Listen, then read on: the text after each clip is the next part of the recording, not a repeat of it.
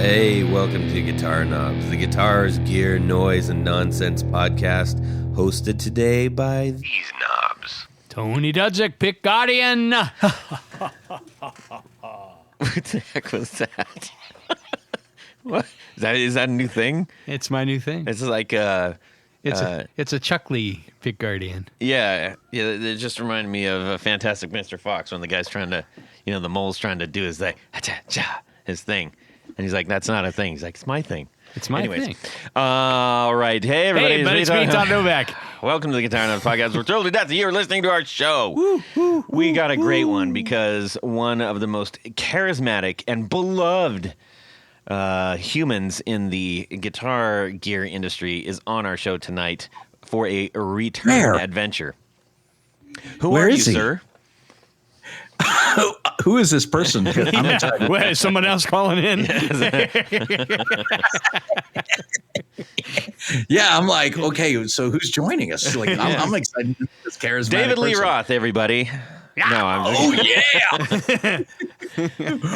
yeah. Oh my gosh. So that's what it's going to be like tonight, everybody. Yes, go ahead. Do your thing. I'm Philippe Herndon from Caroline Guitar Company, and I'm here to give you a little ASMR and maybe a little bit of insight into the gear world and stuff. I'm going to be watching my language because my son is in the next room playing Minecraft, and he runs a swear jar on me, where if I curse a lot, he's going to end up. Well, let's just say he'll end up with some expansion pack before I know it. Yeah, so that's for sure. It's a good way to start the college and fund. we'll get booted off of Apple, so we don't want that either. So. No. I'll go PG-13 tonight. I appreciate that. Yes. We've got Philippe from Caroline Guitar Company, and we're really excited to have him back on the show. He was a great guest the first time, and just every time you talk to you, it's a good thing. And quite frankly, I will say I'm gonna go out on a limb here, man. Your social presence, you do such a good job of making whoever's looking at that feel like you are only talking to that person. Like when I see those, I feel like you're talking right to me, not just out to everybody. You do a great job of making your audience feel very, very included, and that's hard to do. Man, thank you. That means a lot. I think about it. This is all stuff I really like. When I talk about gear, when we talk about, amps or pedals or pickups or any of this stuff, and it's just stuff I like, and I like being able to share that stuff. And I'm just sort of like, hey, this is something else I'm into, and you might be into it too, Yeah. And that's if you're on board with what we're doing, if you're here, you must be kind of, you're hoping I'm gonna sneak you behind the counter at the kitchen and go like, have a taste of this, like that's, you might check that, you might discover something that you hadn't had before. I have a friend who's a restaurant owner, and man, he gave us the treat visit when he owns a restaurant in Ashland, Virginia, north of Richmond, called Ash and Olive, and he's cooking these amazing pizzas. He's got this brick oven setup going, and man, it was like he was giving us a little bit of the tour, and I was like, man, this is what I want to. I think this kind of enthusiasm for all things is just really cool. It is. It's nice. That is super cool. So how was the pizza? It was amazing, man. I mean, he's a friend who he has paid his dues. He's been a bartender. He's been in kitchen. He's worked in food distro and stuff. He hit a point where he was like, you know what? If I'm going to do this, I have to do it now. And he's just inspiring, man. Like, it's like, a lot of people say they chase their dreams, but then like, they kind of, I don't know that they chase their dream so much as they walk in the direction of their dream, or they're. That's a really good insight, man. Like they're peripheral to their dream, or they're a bystander to it, And he's just one of those guys who's like, it just becomes really apparent that what matters to me and what am I going to do about it? Yeah. Become like the animating things. You know, his name is Greg Brooks. He owns a restaurant, Ash and Olive, Ashland, Virginia, just north of Richmond. If you're ever traveling I-95 towards DC or back going north or south, it's just a great place to stop because it's just outside of Richmond proper. And so, you know, you're not getting caught up in traffic, downtown stuff or whatever. But it's near Randolph-Macon Women's College, and it's just a really cute area. And it's like, I've recommended it to a few people, and every time people have gone, they've been like, man, thank you for telling me about that place. That was cool. And I was like, yeah, he is in it to win it, if you get the feeling, you know? Like, it's a good way to be about a lot of stuff like this, you know? Cool. So, yeah. But it's inspiring. I tell you, it's been inspiring for me to rethink, like, well, what do I care about in gear and guitars and music and stuff like that? And what am I willing to do to get better at what we want to do for it? You know, like it's just interesting seeing it. Yeah. Like he's had to think not only about like, what are the ingredients in these things, but how do I best communicate them to people? Cause like we were talking about, so he was doing like charcuterie plates, and he discovered people didn't realize that mortadella wasn't a cheese. Yeah, it's shocking how many people Really? don't know that. Oh, yeah. Oh. Well, because it sounds like it's cheese. Yeah. For whatever reason, if a word can sound like one quick well, taste, that's you know it's not a cheese. That's definitely not cheese. This is not cheese in my mouth. It's better Right? than cheese.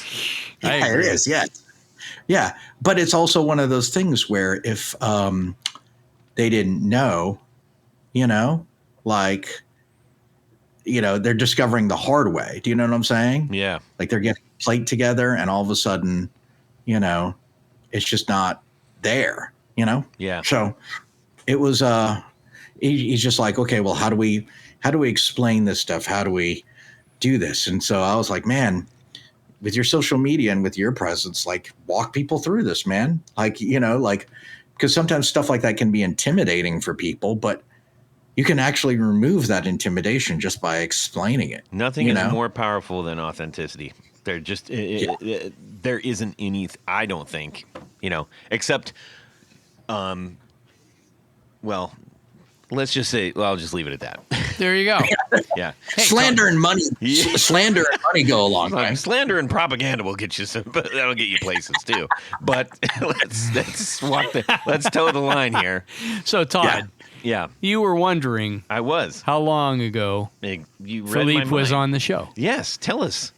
Almost 5 years ago. Wow. Episode number 187 from September of 2020. That's crazy, man. I didn't think it was that long ago until I looked it up. This is going to be, I think yours is, well, I think it's going to be episode 426. I think it's going to be episode 426. Yeah. Oh, man, that's amazing. That is amazing. But kudos to you guys in doing this, man. Thank you. You know, Thanks. that is a lot of episodes. Yeah. You know? Yes. Because a lot of people, I think podcasting is a lot like a lot of endeavors where people are like, this sounds great. And by the time they've done like 8 of them, they're like, oh, screw this. Yeah. You know? Yeah. Good And catch. it's like, We are the Mortadello of podcasts. well done. I'll take that. Yeah, that's true. Because most people are like, I don't know if I want that. And then they taste it and like, oh my gosh, how succulent. Where has this been all my life? Yes. This is better than cheese. I got to give it up to you for the Kafkaesque use of the the plot. You know, I leave a gun out on the counter and then I corner you, and you shoot me with. Watch out for the gun. It may or may not be loaded. Yeah. Well, hey, I do have to ask a really serious question, okay? And this is coming off of our last podcast because I've kind of talked to a lot of people about this, including guitar builder John Page, who I spoke with this weekend. And he knew what was up. Are you familiar with the movie Megaforce? I have never seen Megaforce. Oh my goodness. That's going Oh to be boy, the hold first on. thing you need to do. Megaforce. It's 82. Picture a giant bowl of snow. The movie Xanadu and the movie Mad Max, and jam that all together with a little bit of weekday early evening TV. Dude, this looks amazing. I just had to Google it on my laptop while you mention it. Yeah. It looks like the guy from Krull doing a budget version of David Lynch's Dune. It's yeah, sure, that one works too. Yeah. I think they followed David Lynch's plot, like, and I'm borrowing this from a conversation that I had today. If you to make a movie, get a bunch of cards, write things on the cards, put it on the board. There you got your movie. That's pretty much what they did. And I think at some point the cards all blew out the window and they just said, "Screw it, let's go shoot." Man, this poster, I got to say something. First Yeah. off, this poster for it looks absolutely incredible with like the woman in the red dress, like leaning against the guy. And the It's guy's got remarkable. he's got like a Darth Vader assembly on his chest, Yes. but he's also holding like some gun. And there's like, kind of 70s idea of the future cars all around him. And then, there's like deeds, not words. Yes. Is like Yes. in the neon. Yes. And I got to give it up. This font, I am like, Yeah. if I choose my wine bottles based on the font, I could definitely choose this movie. Yes. You know? Yes. Yeah. Well, here's the deal. The next time we see each other, we're going to use the secret salutation, which you will see and you will say, "Oh my gosh, I can't wait to use that." And that's all I'm going to say. You can thank me later with the salutation, okay? Oh, this looks amazing. This is Hal Needham and Michael Beck and Barry Bostwick. I swear Barry Bostwick was in some educational movies about like the American Revolution that I had to watch as a kid growing up. He's been in it's great. all those people were in loads of things. It's insane. Anyways, moving on, because hey, this is the Guitar Knobs podcast, everybody, and we've got Philippe Herndon on the show. We're going to talk about some guitar stuff and some whatnots and all that good stuff. This week, any announcements, Tony? Let me think. No. Okay, good. Let's get on to what's going on in our music world this week. And Tony, go. So this week, what comes to mind, because I am in the process, or I actually ordered one today for Todd, a hum canceling Fralin P90. Oh, And Nice. and one of the choices, and the reason I bring this up is I think it's important for people to think about things like this, is on the leads. You can have the Gibson braided lead, which is a single conductor surrounded by the braided metal lead, or you can order it with separate wires. So you have a black, white, and a ground. right. Now, why would you even care? That's what I was going to ask, Tony. Well, here's the deal. In Todd's case, we are mixing this pickup in the bridge position with another pickup in the neck position. Yes. And we That don't is know. not of the same ilk. And yes, It is a P90, but it is a P90, but not. But the problem is you don't know if they're going to be in or out of phase. yeah. So the reason you order one with two conductors plus a ground is if it turns out when you wire this thing up that it is out of phase, all you do is flip the black and the white, and you're back in phase with Okay. each other. So I think that's important. When you're thinking about projects and things, and it's one thing if you're buying the same brand, maybe the same type of pickup, maybe two humbuckers or whatever. Just keeping things in phase. I mean, unless you like that tinny out of phase sound. I mean, that's up to you. But most people would say, let's do it the right way, and that is make sure the pickups are in phase with each other. Yes. And that's what you're going to do. Yeah. Secondly, Well, I just want to say, we had Lindy on yeah, episode number Awesome. 279. 279. And that's he right. was a great guest. He was so It was great. Yes. Love that He interview. rules. Now, the other thing, Yes. speaking of pickups, because I actually ordered a mini humbucker too for myself. Oh. And I mean, I know what the specs are of most of the manufacturers, but there are, in the case of mini humbuckers, Yes. at least 3 different sized casings Yes. that you can get, or screw hole spacings. So, for instance, most everyone nowadays is using what I term an import or new style cover, Yes. which is about 1/8 of an inch longer from E to E Oh. than what Gibson used in the 1960s and 70s. If you remember, a lot of those, like a Les Paul Deluxe, that had the mini hums mounted inside of basically what was a hogged out P90 cover. Okay. Those are a little bit narrower. Now, here's where it gets really weird. Yes. If you get a Duncan mini humbucker, Seymour uses the Gibson size cover, but the screw hole spacing of the modern style. Oh. So this comes to mind when people are ordering. I would like a pick guard that has a mini humbucker. So my first question to the Yes. back is, what make model mini humbucker are you using? Yes. Or if it, in case sometimes it's a Firebird pickup. Oh. So there's some weird things in there. So you gotta think a little bit. Yeah. And as long as you provide the information, a guy like me can. That's an often misunderstood pickup. The mini? Yeah. Well, there's 2 different styles. Hey, Philippe, do you have mini humbuckers in any of your guitars? I have used them. Yeah, I've had I had mini humbuckers. I do not currently, but I had mini humbuckers actually in a Firebird non-reverse. It wasn't Firebird pickups, but we put mini humbuckers in Okay. because I just wanted a little bit more power than the Firebird pickup had, which is a really kind of bright pickup. Yeah. Well, a true mini humbucker. Yes. Make the case.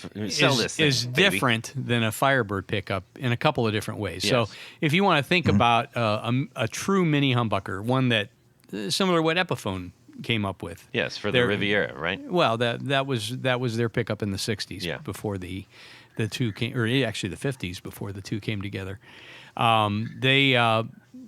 A true mini humbucker is made very much like a full-size humbucker in that it has coils mounted on a plate Yeah. and bar magnets, whereas the Firebird is actually 2 coils wrapped around a bar magnet. Oh. And so it gives a totally different, I mean, it's a much brighter sound. You're Yeah, right in like that you case. just mentioned, yeah. The Firebird pickups tend to be much brighter, and the construction is different. So more things to think about when you're trying to customize stuff. Yeah, but so what would people? Why would people say, you know what? I think I should get a mini humbucker. What would warrant that? I think if they want less treble, Okay. I mean Then that would then what? then a Firebird. I mean, because Firebird. Well, okay, take Firebird out of the. Well, but I mean, essentially, that's if you're looking at mini humbucker versus Firebird pickup. Oh, okay, yeah, but just if you're just like, you know what, I want to have a guitar with mini humbuckers in it. Okay. Well, if That's what that's I'm the saying. case, yeah.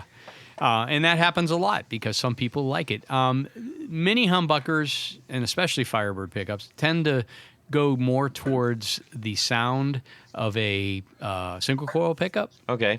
than a full-size humbucker. Full-size humbuckers tend to be a little MIDI Right. and have, maybe a little more muddy. Yeah.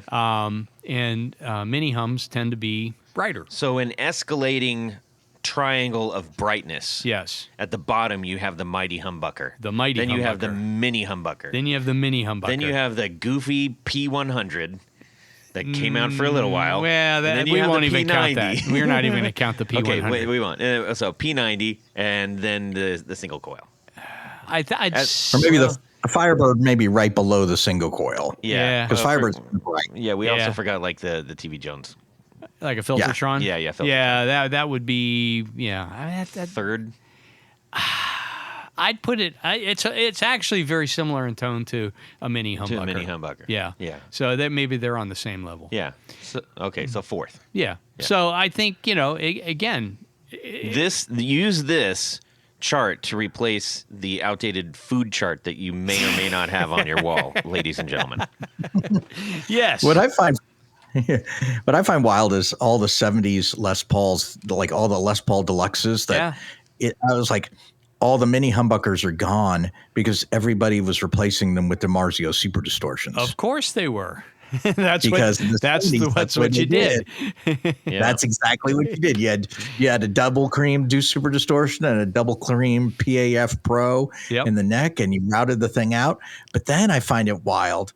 It's almost like, because that's what the world was. It's like you didn't have the pedals as available as you did. Mm-hmm. You had Marshalls that were plexis. You needed to get them to distort. And that's what you did. You put super distortions in. Yep. But then you had all these people find these 70s Les Pauls, and all of a sudden they've got this super high inductance super distortion in there. And they're like, oh no, I can't get a clean sound. And now they're trying to put like underwound PAFs back in those guitars and take the super distortions out. Yep. You know? Yeah, I mean, you're absolutely wild right, because at the time, Deluxes came out in the it was early 70s, late 60s, early 70s, and at that time, the kinds of pedals available were very limited. I mean, very much so, until you get into the early to mid 70s. Then some other things are available. But yeah, so there you go. There's a little pickup primer today. But when in doubt, get a I always love learning something. And Tony, it is rare that I talk to you and I don't learn something. Well, I mean that go. sincerely. Well, there you go. Yes. There you have it. By the way, Fralin, what a guest, man. What a person. He's a great guy. I met with him 20-something years ago when I was a touring and gigging player in Richmond. And I just was like, I'm just worn out on my pickups, and I'm going to go meet with Lindy. And he was like, they set time aside for me to chat with him, and he was going to show me some stuff. And it was just such a great customer care experience that I went, this is what I want to bring if I ever have a company doing anything, where he was just like really patient, like, well, those are good, but that might make me your style. He and I talked about my playing. So chill. But it was so chill, but it was like, he's like, well, like, and it was so funny because he had a bunch of Strats with a bunch of different pickups in them. And literally it was like the second Strat I played, I'm like, I think we're done. He's like, I think that's a good pickup for you, which was what we ended up rolling with for me were steel poles, which are like the kind of miniature P90 and a Strat housing. Yep. And he was like, yeah, you've got kind of a bright guitar here. And maybe I think the steel poles will probably be a little better for you, And then we played blues specials. We played vintage hots. And I was like, these are cool. And then the next time I came in, he was doing the prototyping. And he's like, play this for me. He's like, let me know what you think of this. He was prototyping what became the P92s. Like the kind of domino, 1, 2, 3. Domino humbuckers. But that's what he was prototyping. He had them in a Gibson Flying V kind of thing. But it wasn't by Gibson. It was by a guitar builder in Richmond named Tommy Rodriguez. And he had built him a Corina Flying V. And he had the P92s in there. And he had me play them. And he was like, let me know what you think. I was like, this is different. It's like, I'm really hearing it, especially on the wound strings, how different it is than like a typical humbucker, But yeah, he was just a classy guy. Great, And he said something that sticks with me whenever we talk about like entrepreneurship or stuff. He said something like, I got started in 1988 and I'm lucky I found people who were patient enough with me to let me figure it out. No, that's solid thinking. Yeah. Yeah, I don't think it took him that long to figure things out, because he has some great stuff. Yeah, he has some great stuff, but even he's willing to admit he wasn't an expert the first day he started doing this. Yeah. He's like, I had to figure some stuff out, But yeah, great guy. Indeed. Well, what's going on in your music world? Wait, Tony, you look at me like I just okay, good. No. You're all good? I'm good. All I'm right. done. Philippe, how about yourself? What's going on in your music world this week? We launched a limited run pedal and sold out in a couple hours, which was Saw great. that. Yeah. Felt nice. Yeah, Alpha Gain 2, full throttle.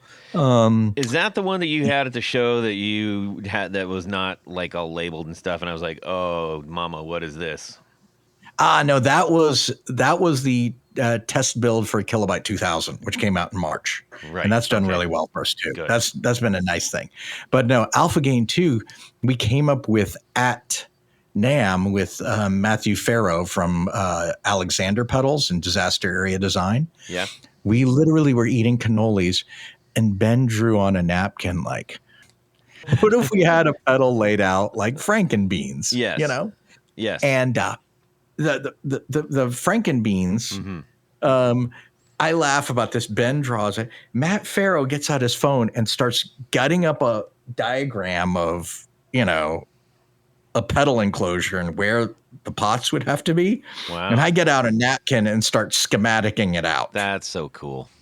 And we're like, you know what? You only live once. So let's do this. That's awesome. So, yeah, we credit it as a Caroline and Alexander pedal because Matt knew exactly what slider to get, how he could lay it out, how he could put it together and stuff. And I'm like, yeah, this is stuff I would not have been able to do.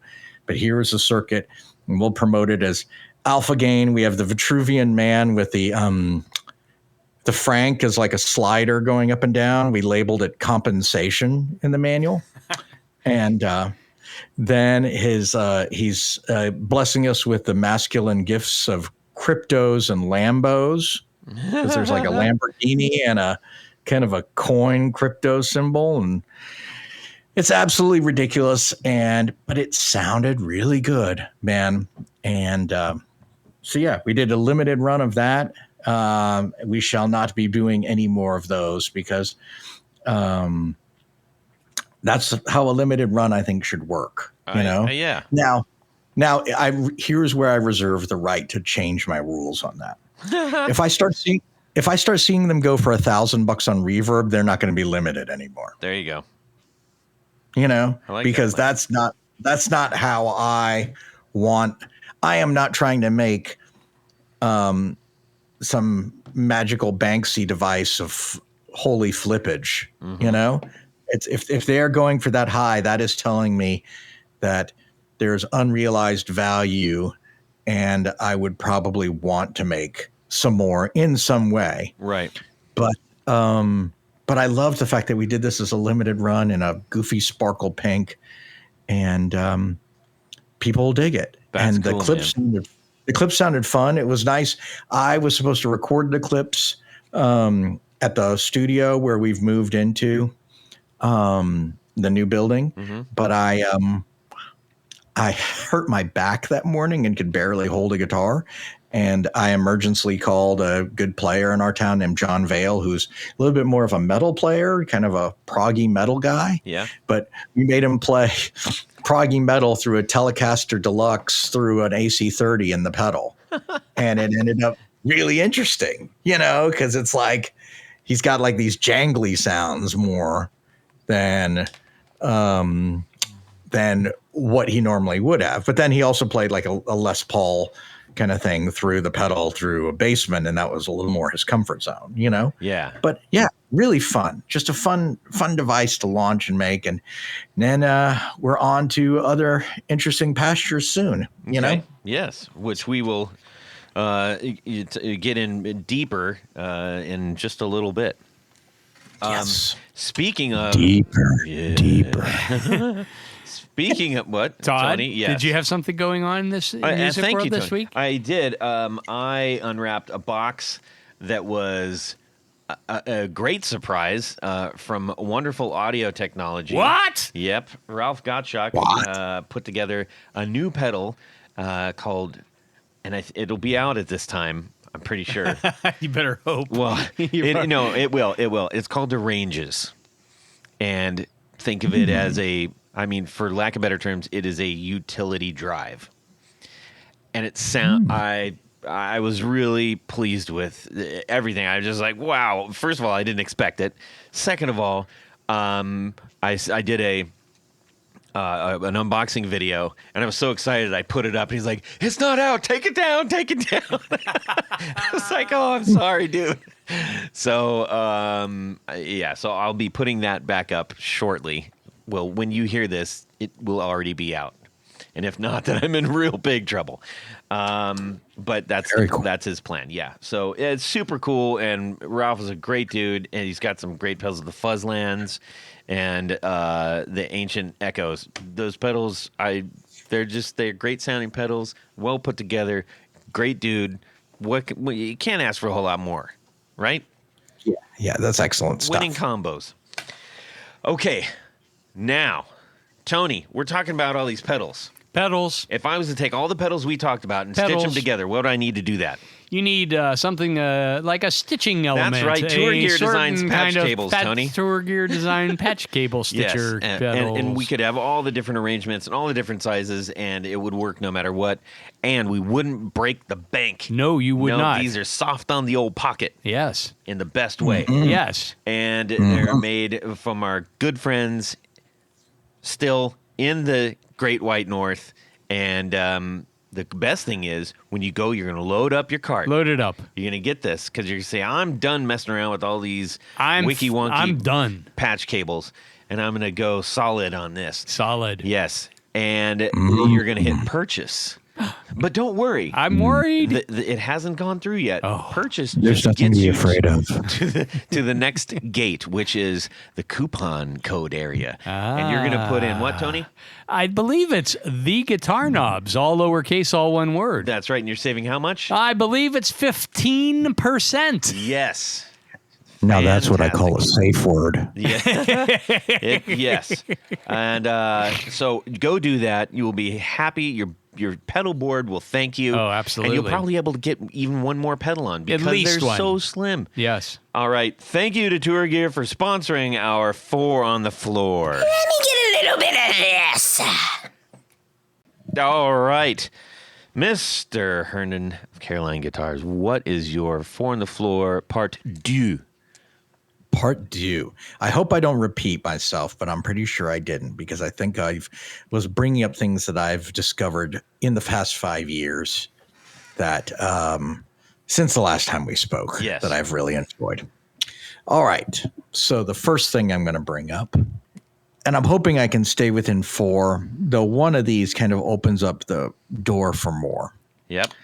The one I really like is the Mantic Flex Pro.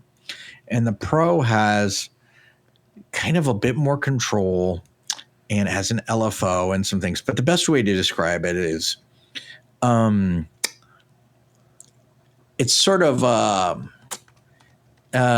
it's got the laser beams. It's got like like a distortion device, but mixed with an envelope kind of thing, mixed with like kind of a lasery thing.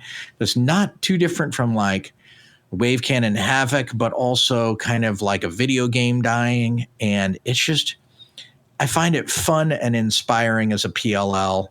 And it's just really useful. And if you've never played with a PLL, it's really fun. And just, it's a different. Enlighten the all the users what a PLL is. So it's a phased lock loop device. And the best way to describe it is very experimental. There's kind of a pitch shifting element. There's weird squelches, and sometimes the thing stutters out. And it's responsive not only to what you play, but also how you play. Sometimes you'll find you'll get crazy sounds just from you triggering the device by resting your hands on the strings, or the way you pick scraped or something, or the way you held a note out. All of a sudden the note, it's almost like the more forceful you play, the more normal it sounds. And then as the notes decay and die, they strangle and get weird. Oh, kind of like a severely biased or gated fuzz or something. Yes, a little bit like that, but even more squirrely where there's like a pitch element to it too. Right. So, and it really, the best way I could describe it is I felt like the first time I played a PLL, it was a clone of the classic one, which is made by Schulman. But the way I felt was like a mix of like Do you remember the arcade game Missile Command when we were young? yeah. Yeah. Yeah. Like that. It felt like a lot of that mixed with there's a music video by Kesha with James Vanderbeek in it, and it's a great video, and it's called Blow. And if you watch the James Vanderbeek, it's the Kesha videos by Blow, and James Vanderbeek is the guest star. But there are scenes at the end where there are people with horse heads with rainbow lasers firing out of their eyes and stuff. Wow. Right? We're And getting it's like into that. Megaforce territory real quick here, bud. Okay. I'll watch Megaforce, and you find a way to try out a absolutely. Force, because it's very Megaforcey. So that's my candidate number one. I love the Mantic Flex. The thing is a delight. The second one is by another newer builder. Are you familiar with Champion Lecce? Oh yeah, he's been on the show loads of times. Woolly, man. Oh yeah, what Wooly's a beast. Yeah. His band, by the way, are you familiar with his band? No. Oh, it's called Party Nerves, and it's basically an all-instrumental like surf punk kind of thing, and like my favorite title is "Whose Blood Is This?" Yeah. Well, I was fortunate to get a chance to play his Kilter V2. Oh yeah. I owned the original Kilter, and the Kilter V2 is an absolute trip. And I think it is just an incredibly useful thing for us in the studio, because you can take two pedals and whatever they are, you can find a way to make them peanut butter and chocolate. You've got the LFOs oscillating between the two and blending your signal back and forth between them. Yep. Or you can have nothing in the loops, use it as a tremolo. It's just a really cool. I just love that devices like this. I think a lot of us have turned into gear hoarders who have a lot of pedals, and especially in a studio environment. But anything that you can find, like, wait, can we use these as plugins and mess with things? Yeah. This is a hell of a device for that. You know, you could run a drum feed out from it, like an aux send into the thing, and then run it through two different effects pedals that are oscillating back and forth, where it's sweeping the signal and panning between the two. Yeah. Just a cool device. Really cool. And when you have a maker like Wooly is fearless.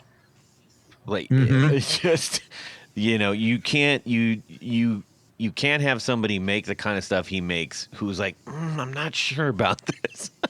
Yes. You can't do it. Yes. And I think this is what was funny to me. I got to hang out with him and Alec from Mask Audio Electronics, and I'm suddenly blanking on his name, the guy from Dirge. And the Sparkle Motion Guitars was there, and Strange Amplification was there.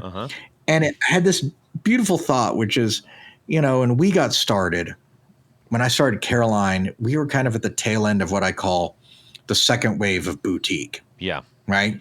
So like first wave is Analog Man, Full Tone, ZVEX,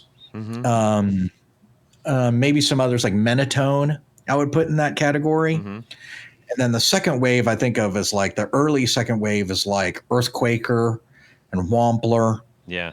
And then there's JHS comes, and then we were kind of at the very end of the second wave. I kind of consider Caroline, Old Blood Noise, Mr. Black. We're kind of all arriving at the very tail end of second wave. Yeah.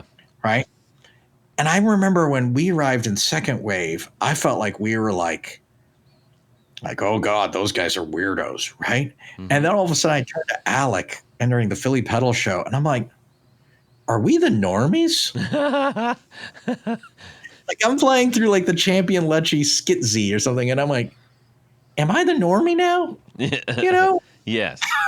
You know, which is kind of delightful, you know, because someone like Wooly is willing to like, well, let's just see what happens. Yeah. You know? Yeah. And, you know, there are a lot of builders like that who I think are, I just think it's inspiring and cool. Yeah. I agree. Yeah, he's just really, I just love that there's this device. And I was like, I told him, I was like, man, I thought about making a device like this. And then the first time I got the Kilter V1, I went, well, you beat me to it. And congrats, man, because this is delightful. Yeah. You know, Mm-hmm. this is a really cool device. And it's kind of crazy, but a utility pedal as well, you know? But yeah, the third pedal I was going to give props to is crazy along these lines, but for a different reason why I want to give it the props, and that's the Red Panda Tensor. Yep. I think the Tensor is really brilliant, but I'm going to take a weird side turn on this and give my advocacy for people who have not tried the Tensor to give it a try, even though it scares them. And oh my God, Kurt from Red Panda has told me hilarious stories about like Detroit blues musicians trying like his pedals and going like, no, thank you. You know, like Yeah. they don't want any part of it. Right. It's just nutty. It is something that we've commented on several times. Whenever somebody brings that up, I'm like, check, please. Yes. It's like, this is beyond my head. So here is where I'll give the best. This is where I'm going to convince me. Okay. Red Panda has the best quick start guide I've ever seen on that pedal. I believe it's Sophie might have written it. And it's basically like, we know this thing is scary. Here's how you can get started.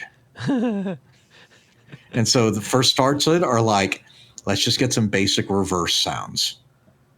Ain't that cool? Hey, let's get some basic looping going here.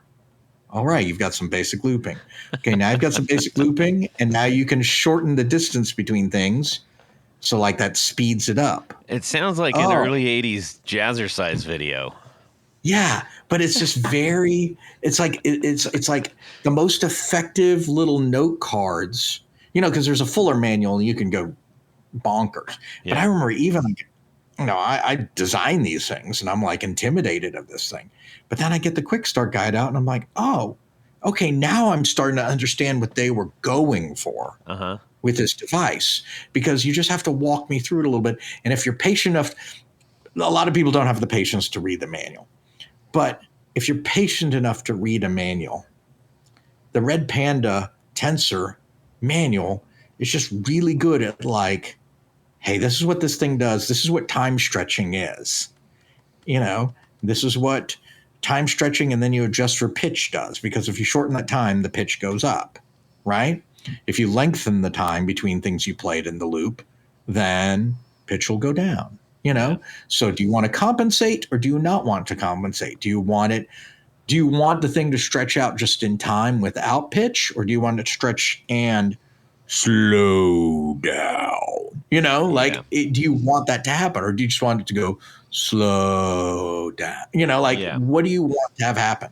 And I think the Tensor does that really marvelously. And I think about that in a user experience sense, like, oh, if you have a device that can be a bit opaque like that, how do you make it how do you keep it from being a check please moment? Like, how do you make it edible?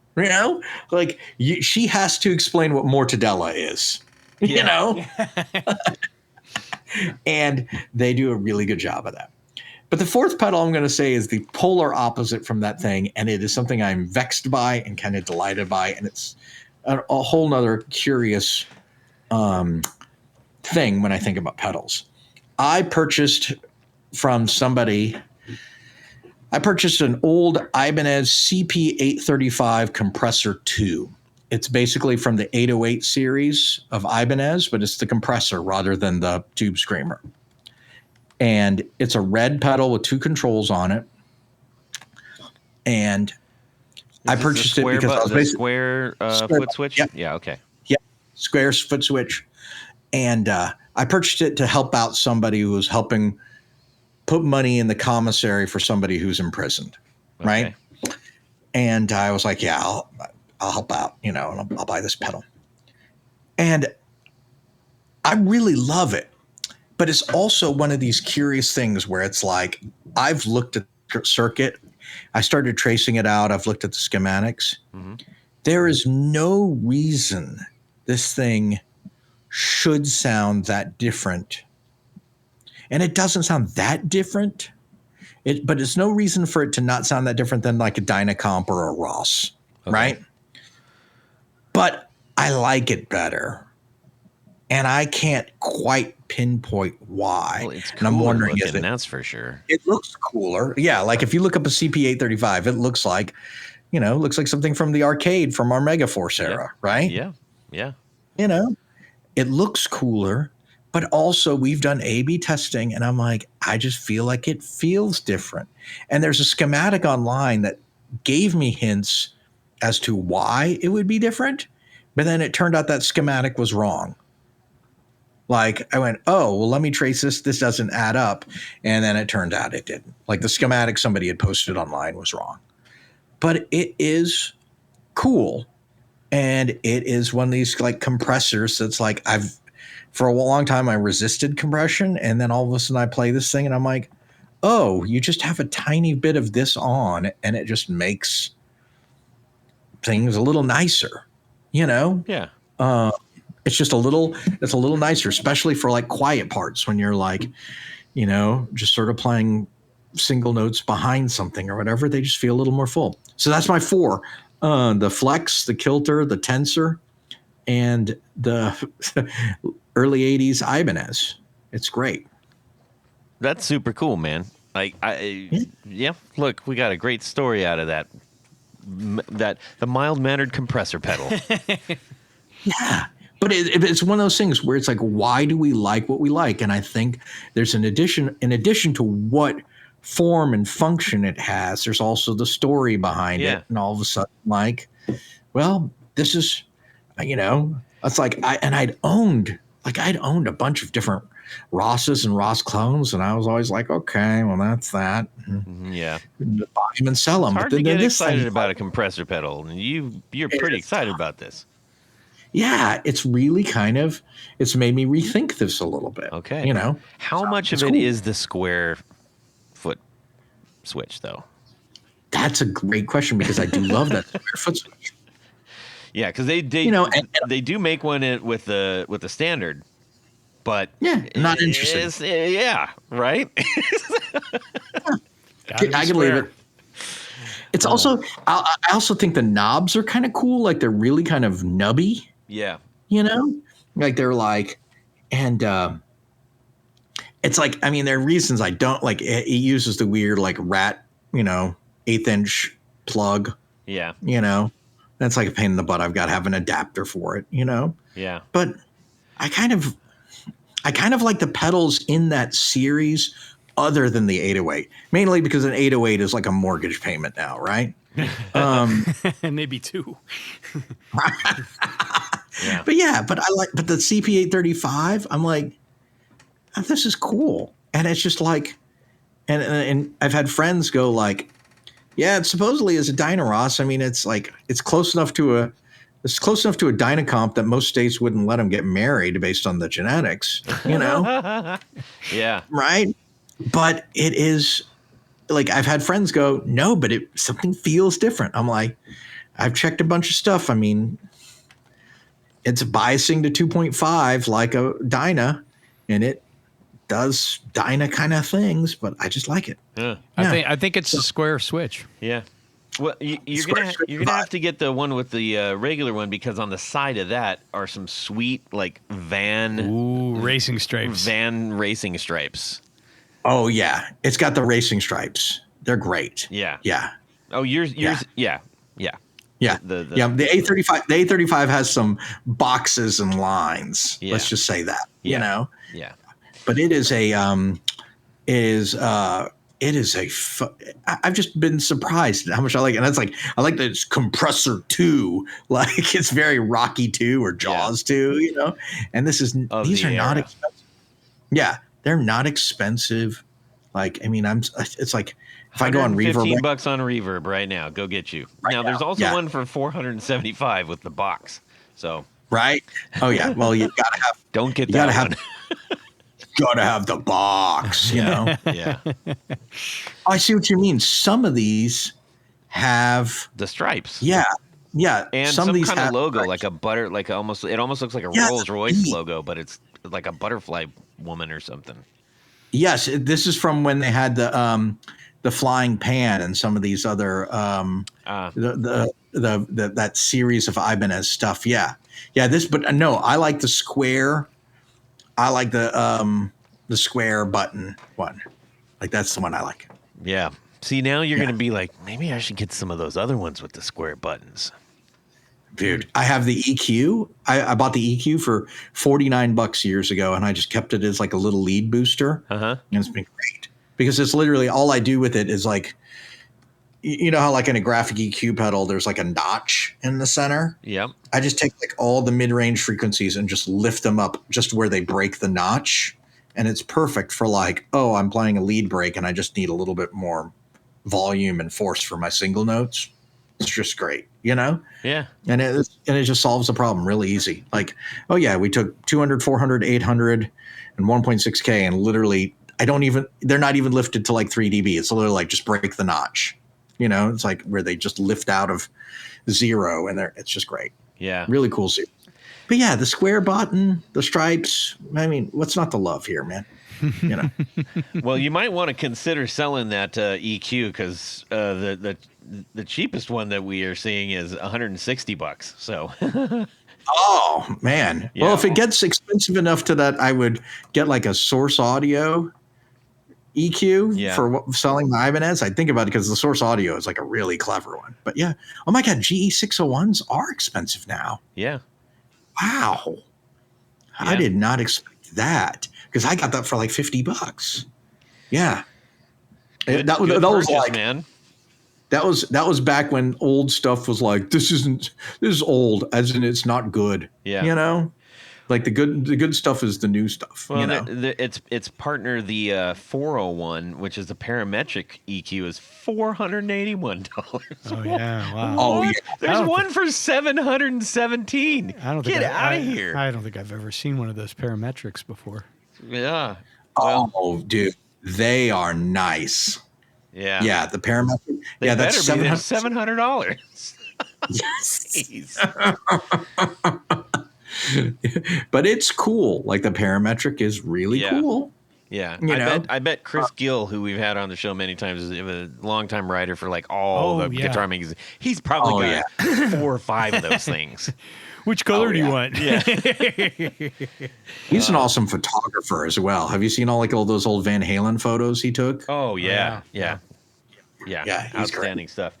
So let's talk about you recently released the Kilobyte 2 and tell us what's going on in with you, your shop, your pedals, etc. So Kilobyte 2000 is out. I'm really delighted by it. I mean, it's just I was struggling for a long time to try to find some magic twist to the thing, and then what I found worked actually really well for us is just sort of tweaking the gain stage of it, because it has a preamp in there that overdrives just the repeats, and we adjusted that a bit. And then the twist that's been fun with Kilobyte 2000 is the Havoc, which is the runaway when you hold this tap switch down. Right. Now tunable in terms of intensity. So it's not just running away. It can kind of hover back, or you can really control how aggressive that is.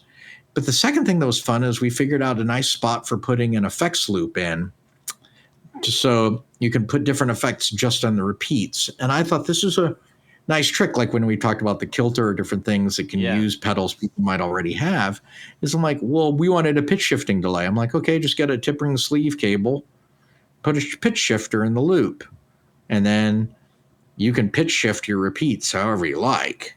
You know, you can do whatever you want to them. Or the loop also allowed us to do a 100% wet signal for our people who are producers or engineers who would use a Kilobyte in a mix scenario. Mm-hmm. But they were frustrated they couldn't get the dry killed.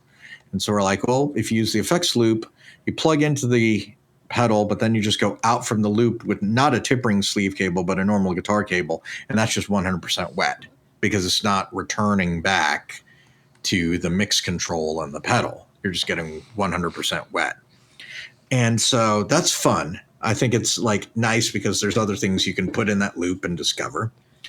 And then, yeah, I mean, it's just, I think we're all dealing, I don't want to get into too hairy straits for you, but I think we're all dealing with the tariffs and how those affect things. And that's just frustrating because that's affecting everyone in our industry really hard just because, I mean, we are American manufacturers and assemblers. Yes. And we're an American company designing things.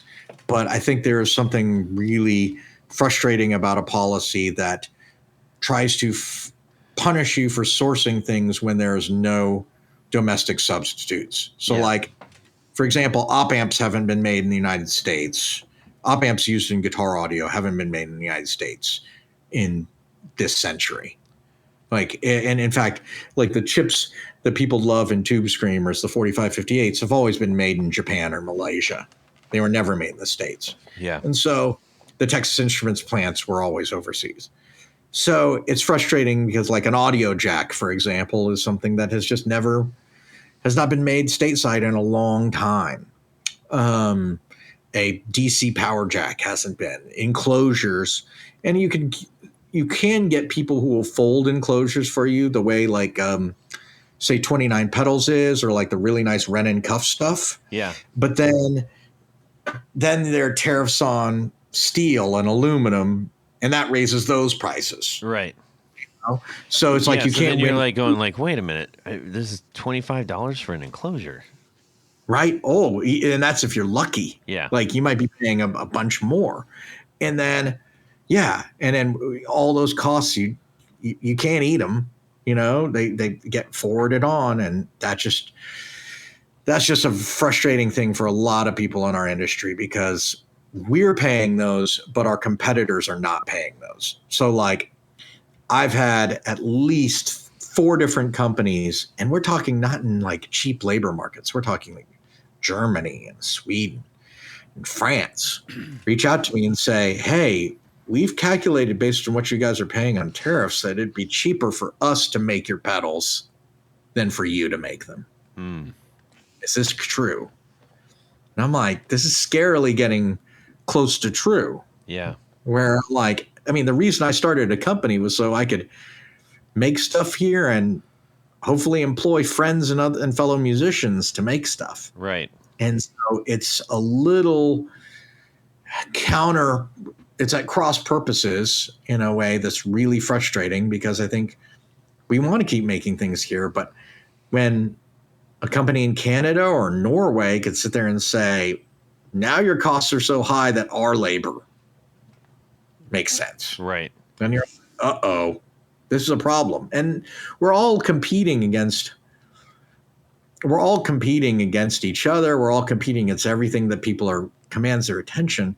But it's also frustrating because Boss is not paying this tariff for the audio jacks they source from China. And we're sourcing pretty similar audio jacks, closed plastic jack. Right. Like a metal jack with a closed. I mean, you open up a TU2 and the jacks kind of look like the jacks on the inside of a Caroline pedal.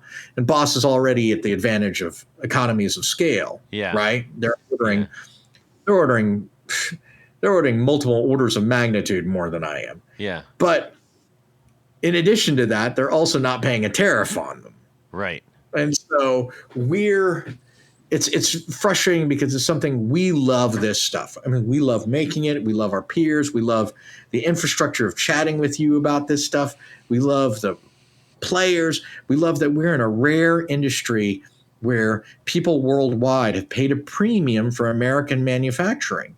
Yeah. And it is very frustrating that this is getting kneecapped by ourselves. Yeah. And, it is, I heard Julie from Earthquaker explain it really difficultly is that she has to raise prices. But what's tough is that once she raises prices, there is no going back. Right. Because once you raise a price, if the tariffs all of a sudden go away, like she can't lower the prices because everybody who will have paid let's pretend they pay $200 for a dirt transmitter. Yeah. And all of a sudden the dirt transmitter goes to 179. Everyone who paid 200 is going to be like, why did I pay 200? Where's my credit? Yeah, I'm returning. Yeah. Why did I pay 200? Yeah. And the retailer's like, you charged me a price based on a retail of 200. Now the retail is 180. Do I get a credit too? Yeah.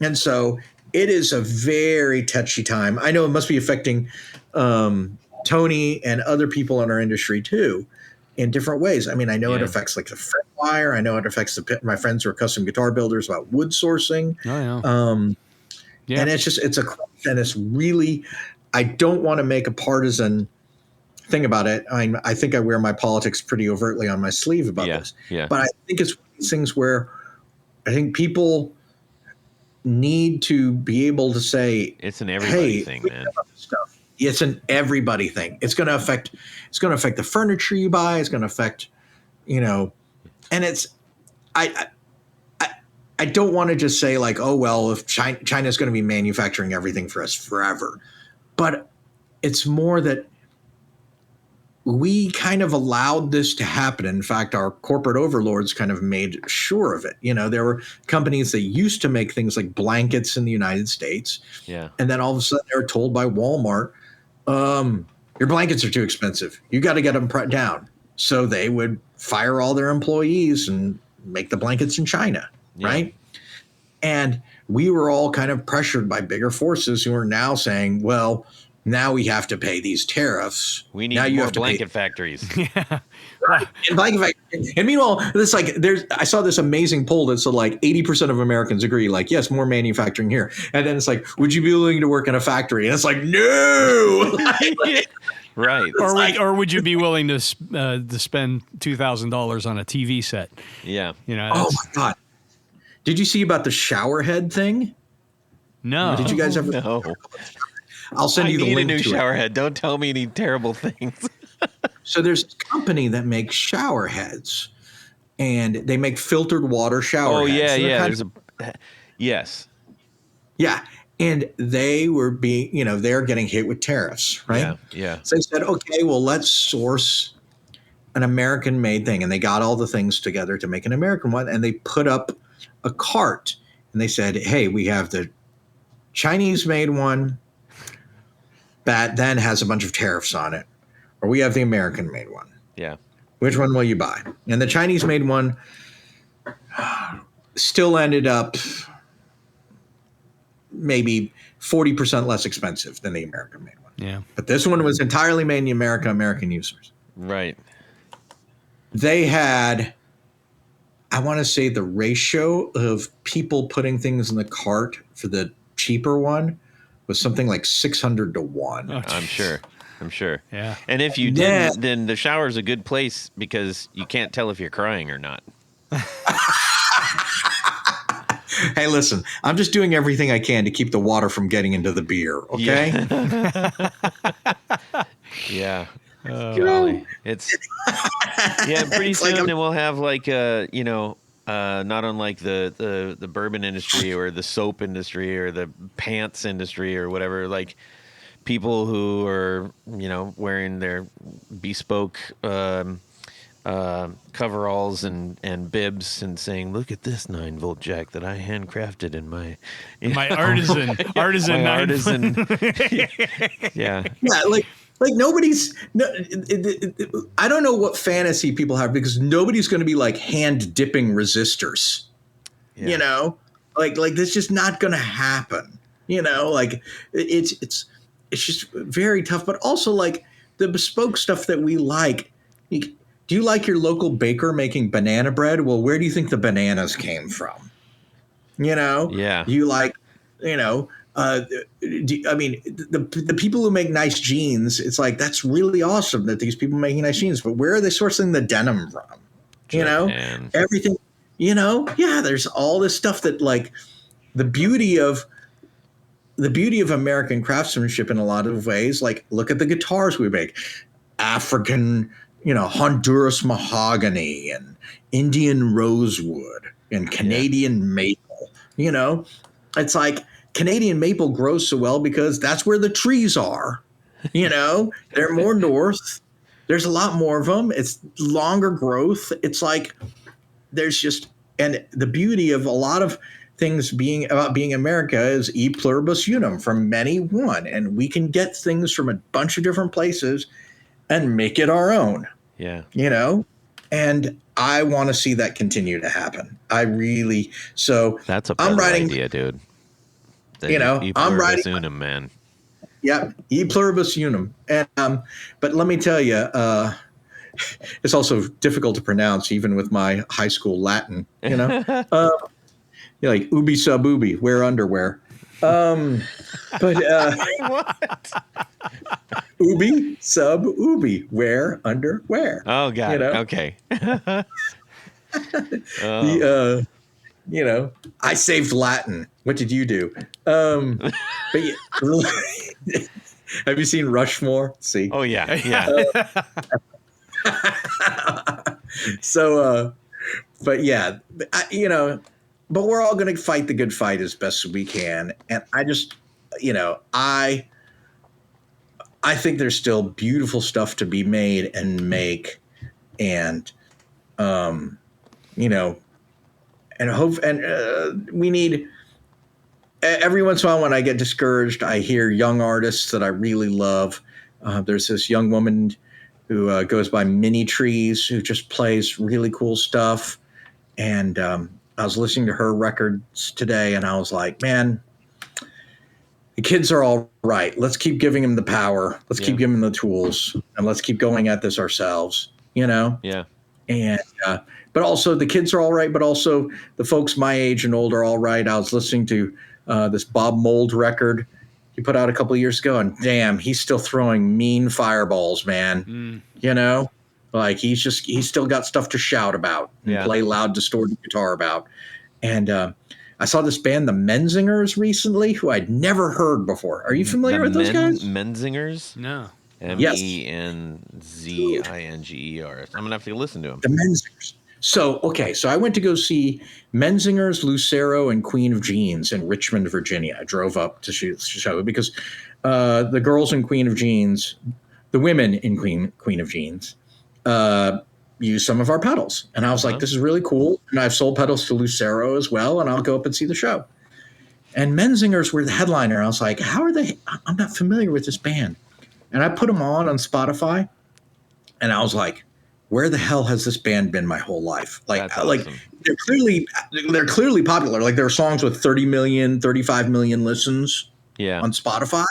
And I'm like, how did I miss this? Is this like one of these things in the metaverse where this is the huge, we're on Earth 616 and they're on Earth 620 and they're huge and that the timelines have crossed. And we just clearly missed when. Well, we've talked about that a lot on the show, where there's like the silos are so tall and so narrow that it's like you can't.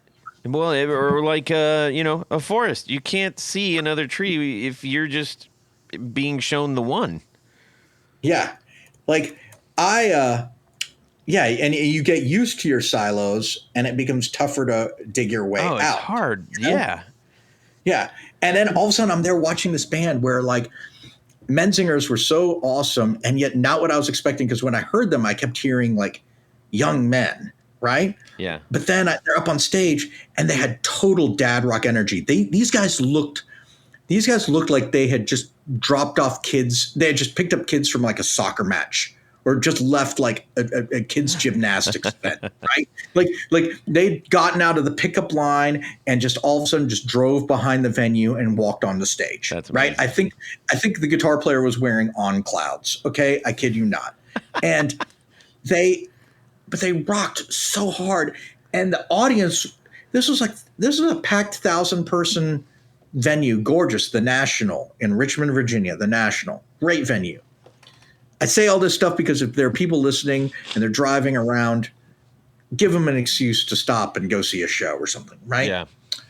But the National is packed, and every chorus people are singing along loudly. That's cool. And I'm like, how have I missed this? And I will send you a tune if you want to put it in the links for people that I just sat there just like, dear God, this is amazing. And I needed to hear this tune today. And this is why we do this, is just to shout and make some energy and make people feel something and make people feel this world is worth living in. Yeah. Like that's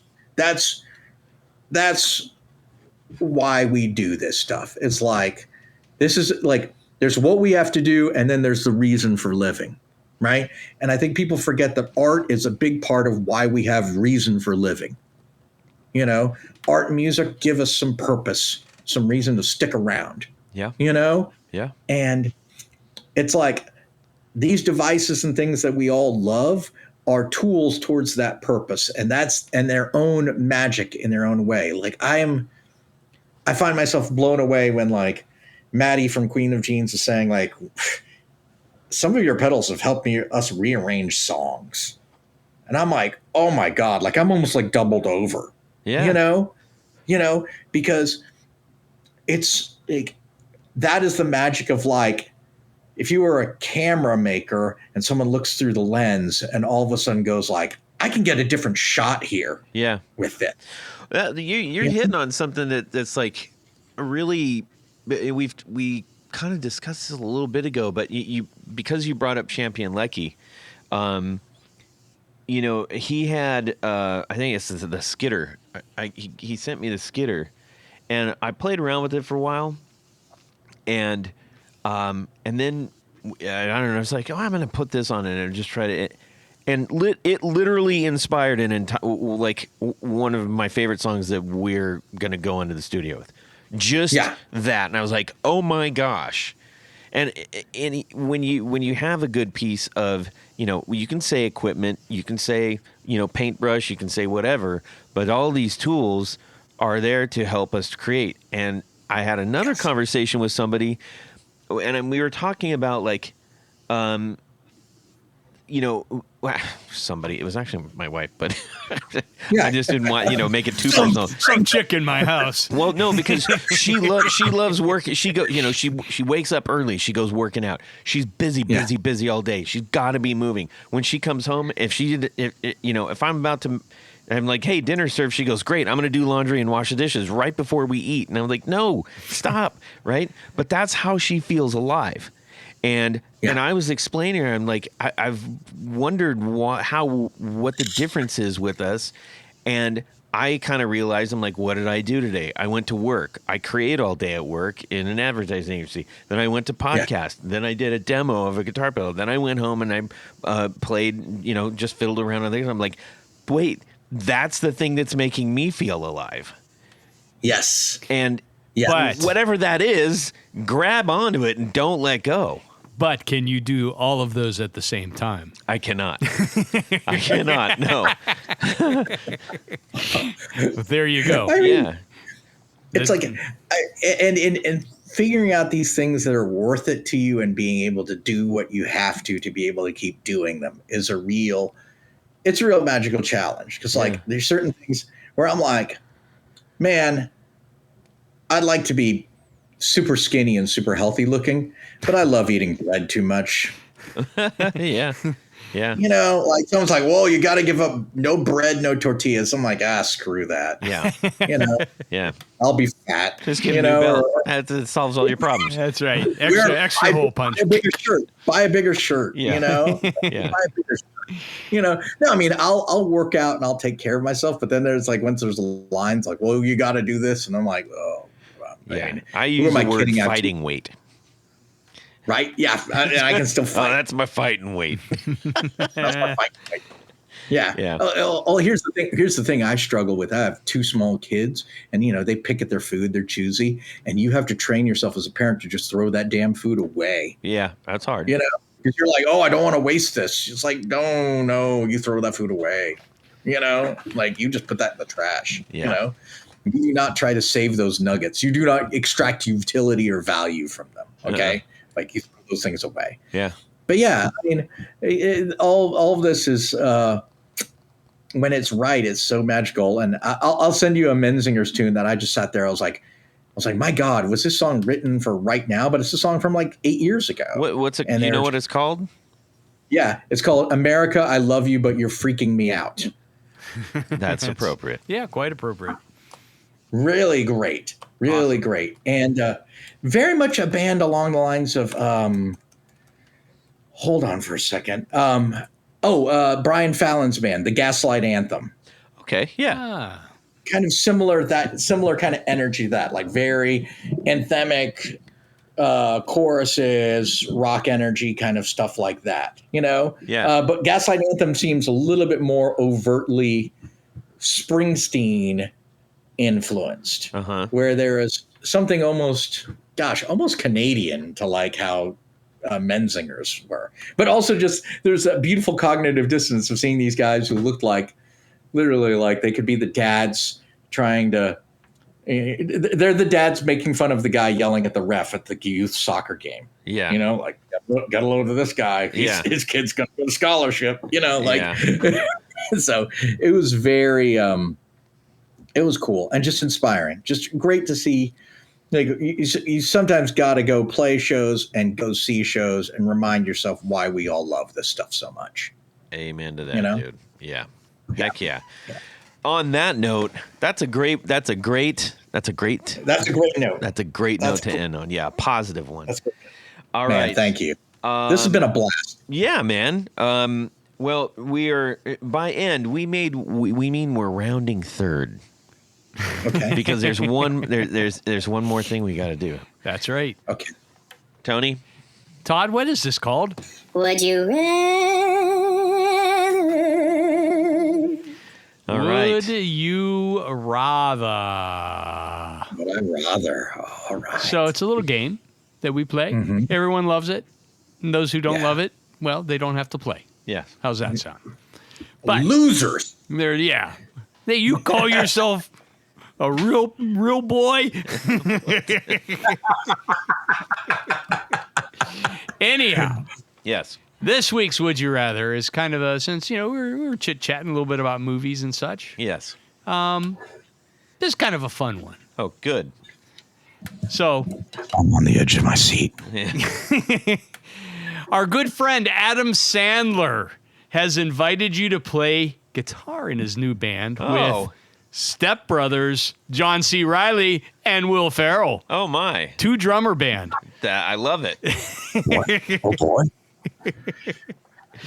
One of your tasks, in addition to coming up with all of the arrangements and such, is to choose the name of the band based on one of Adam's movies. Okay. The name of the band will determine the playlist based on the movie soundtrack. Oh, my. Would you rather be in the Little Nickies or the Happy Gilmores? Okay. All right. That is very clever, Tony. That might be the most cleverest thing you've ever come up with. Yes. Pretty good. It is clever, isn't it? It is. So clever. Okay, Tony, go ahead. Well, I mean, since we're basing the band playlist based on the soundtracks, Yes. I'm going to go with the Little Nickies because the Little Nickies has a much cooler rock and roll soundtrack. I think they would. Yes. Whereas, the Happy Gilmores tend to be a little more classic rock, yacht rock. They're dad rock. Yeah, dad rock. There you go. So that's what I'm going with. Okay, Philippe. I would almost, I'll have to yield. I'll have to agree because of the quality of the soundtrack. I think, I in my brain, I was thinking of like whatever that amazing ELO song is, but then I realized that that's not in Happy Gilmore, it's in Billy Madison when Steve Buscemi. Yeah. Steve Buscemi crosses Billy Madison's name off the kill list and then smears lipstick on himself and listens to ELO real loud. That's such a great scene. So great. And it's just one of those weird scenes. You're like, there's something, I like it. I like it. The Sandler stuff seems like it would be just incredibly dumb all the time, and a lot of it was dumb. But then there are moments like that where you're like, "This is sublime," Like, well, since you are the guest, you can be in the Billy Madisons. Yeah. But it was a revolution. Yeah, it's great. The industry was a revolution. I'm gonna go with the Little Nickies. Yes, but and I've already got this all planned out. Okay, go because all the guitar players because it's all guitar players. Oh. Yeah. We are going to do like the custom amps. But Tuck and rolls? Instead of the vinyl tuck and roll, it's going to be the big down jacket blue tuck and roll. Oh, With acrylic BC Rich Bitches. Red. Boom. Boom. Boom. That is pretty. I want to see that. That's a tough one to beat. Anyways, that's a very clever one, Tanya. Thank you. I came up with it myself. We need to thank a few people and then send Mr. Philippe on his way. Yes, we do. So, Todd, at this point of the show, there's a special group of people that we love to thank. These are our executive producers. Now, an executive producer helps make this show possible. Can't do it without you. No, can't. No can do. Can't go for that. No. How do you might be wondering how you out there listening can become an executive producer. It's so easy. So easy. You head over to patreon.com/the Guitar Knobs and check out a couple different levels in which you can participate, become a sponsor, a friend, a hero, if you will, of the podcast. And each level comes with some very nice thank you gifts and opportunities to win great stuff. Yeah. But in addition to all that, just forget about that for a second. Yes. There is one thing more. Yes. What would that be? You get to have your name right on the thing. I love Jiminy Jared. That's right. So I'm going to read these names right now. So special thanks to these executive producers: Anthony Lothrop, Brett Hogarth, Cameron Pampas, Darren Gregory, Don Kloss, Elad Mizrahi, James Bell, James White, John Esterly from Rare Buzzer FX, John Sebastian, John Halverson, Justin Jones, Ken Sayers, Michael Senchuk, Mike Devenport, Owen Eads, Plutone, Ralph Gottschalk from Wonderful Audio Technology, what? Richard Kendall, Rick Calhoun, Rusty Sneeden, Stefan Lamb, Tom Brazen, Trevor Ellenberg, Trevor Gunberg, and Vader and Pedals. Love it, love it, love it, like it even more. But, Todd, there's more, because there's a special group of executive producers. We call them our Grand Poobahs.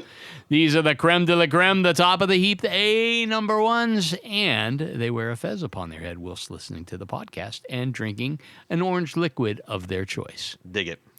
So special thanks to these Grand Poobahs: Anthony Jamalero, Billy Spitfire Unlimited, Bob Crouch, Brian Robinson, Cody Foster, David Kaminga, David Tyndall, Enrico Fernando, Fox Hill Studio, Gregory Randall, Hex Matos, John Williams, Martin Cliff, Matt Hart, Michael Van Zant, Michio Murakishi, Mike Natsunale, Hey. Moon Guitars, Pedro Vasquez, Sam Jett, Steve Keys, James Pennington, Zach Oswald from Brandon Wow Pickups, Jonathan Labate from M2 Labs, and Ty Barnes. Thank you. Indeed. Thank you all so very much. We want to keep this thing going for a whole long time, and with your help, we can. That's right. Philippe, where can people find the cool stuff that you make? You can find our work at carolineguitar.com, as well as with various retailers across the United States. We work with some pretty excellent small boutique stores. If they happen to be in your neighborhood, go visit one. There you go. We strongly recommend it, because a cool guitar shop is a local resource and a local treasure. Yes. Love indeed. that. How about on the socials? On the socials, you can find us mostly on Instagram at Caroline Gico, and we have a YouTube channel as well. We have a Twitter that sits in some kind of disrepair. Yes. We are active on Threads, but mostly it's just arguing with bots. And Yes. And, there's some blue sky, but I haven't been able to figure it out quite yet. I don't know what the thing is. I'm just not sure what I'm not playing the game right. I'm mashing buttons and getting killed and having something eat my spine, Mortal Kombat style there. Yeah. I don't know going on. You really But- did turn into David Lee Roth here. Yeah. I seriously, man, I feel like he's really starting to warm up on the mic. You've channeled David Lee. Yeah. Tony. Why don't you just head over to pickguardian.com to check out the stuff that I do. I make custom pick guards for guitars. How do you get one? Shoot me an email. Let me know what you're trying to do, what you need, what pickups you want to use. You know, do you like those mini humbuckers? Yeah. You like Firebird pickups? I can help guide you. Use the Force. It's your opportunity to make your guitar even more yours. Yes. I get royalties every time you say that. Every time I say that. You can shoot me a DM on Instagram. I'd love to hear from you. We enjoy having conversations with you. We want to get some would you rathers too. Don't let Tony hog up all the spotlight here. That's right. We need to say a ginormous thank you to Philippe Herndon of Caroline Guitar Co. And it's always so great to talk to you, man. And I appreciate you taking valuable time out of your day and hanging out with us and all of our listeners. Well, thank you so much for the invite. It's been a stimulating and interesting discussion, and I hope people listening have fun, whether you're driving or folding your laundry or just trying to find a way to make those hours go by. There you go. Nice. All right, everybody, have a fantastic Guitar Week and subscribe! Oh, yeah. Why don't you just hold on and reload? Nikki said it's a good idea. There's a wonderful thing about development. You have theoretical form, you have physical form, and then there's a real difference between them, you know? Right. And Like the Pontiac all of a sudden- Aztec. yes, yeah, Aztec must have looked awesome on, Cybertrucks too. I bet Yes. you Cybertrucks look amazing on paper. Yes. But yeah, and then all of a sudden you're there and you're like, that's a fridge on wheels. You Yes. know, that's a hotel fridge on wheels. Yeah, I just can't hear myself. That's what's a little frustrating. Hold on for a second. Hold on. If Hold on, only see. that were so for everyone else. Pretty good. Tony's sitting here looking a bit confused. I'm not confused. He's just tired. He's been installing a kitchen in his house. Yes. Yeah. Oh, that's good living. That's good living. Yeah. It's for someone else, which is weird, but it was just coming in a little a little bit like this. Oh, a little bit hot tonight. Yes. You know, I can feel the road, Straight up ahead. Yep. That's good. Hold on. Because I have to go use the little boy's room. That's good. And then let's have a fun hour. All right. That's weird that you go to the bathroom in your kid's room, but whatever. Yeah. No. Well, no. I'm not in my kid's room. Said little boy's room. I'm in the kitchen. I have to go. Oh, the little boys. Oh, that's pretty good. That's I'm ready to go, man. Come on. And that's. I'm stupid because the one I got for that, it was like 2 for 1. And I was like, I don't need 2 of these. Tony, Yeah, pay attention to me. I am. It's stupid. Okay. Cry. And away we go. Well, that's it for these knobs. Please visit our Patreon page at patreon.com/The Guitar Knobs. Visit our website at theguitarknobs.com for all of our past episodes, 4 on the Floor blog, and other good stuff. You can connect with us on social too at our Facebook page and share your gear and stories on our Facebook group. Also, be sure to check out our Instagram at Guitar Knobs. Catch you next time.